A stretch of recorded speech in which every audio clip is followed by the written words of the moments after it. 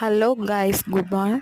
Hi friends. இன்றைக்கி வந்து பார்த்திங்கன்னா முளைப்பயிரில் வந்து தோசை எப்படி சுட்டு கொடுக்கணும், தோசை எப்படி செய்யணும் அப்படின்றது தான். ஏன்னா ஹெல்த் ரொம்ப ரொம்ப ஹை ப்ரோட்டீன் இருக்குது இதில். இன்னொன்று பார்த்திங்கன்னா நம்ம பசங்க வீட்டில் பெரியவங்களை கூட எடுத்துக்குவாங்களா, இந்த மாதிரி பயிர் வந்து நம்ம வாரத்துக்கு 2 நாள் நம்ம அவிச்சு கொடுத்தாலும் அவங்க சாப்பிட மாட்டாங்க. இன்னொன்று நம்மளுக்கு செய்கிறதுக்கும் டைம் இருக்காது.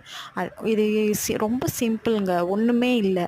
நம்ம வந்து வீக்லி ஒன்ஸ் வந்து ஊற போட்டு ஒரு நாள் ஒரு 3 நாள் விட்டு இந்த மாதிரி மாவு பதத்துக்கு அரைச்சி நம்ம தோசையாவோ ஒரு டிஃபன் ஐட்டம் மார்னிங் இல்லை ஈவினிங் அதுமாதிரி ஒரு மார்னிங் நல்ல பிரேக்ஃபாஸ்ட்டாக வீக்லி 2 டைம்ஸ் அந்த மாதிரி எடுத்துக்கிட்டாலே நம்ம ஹெல்த்துக்கு ரொம்ப ரொம்ப ரொம்ப நல்லதுங்க.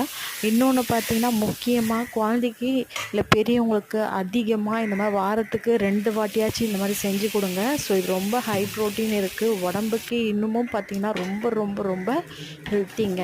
தேங்க்யூ. இதே என்னோடய first video. So please subscribe.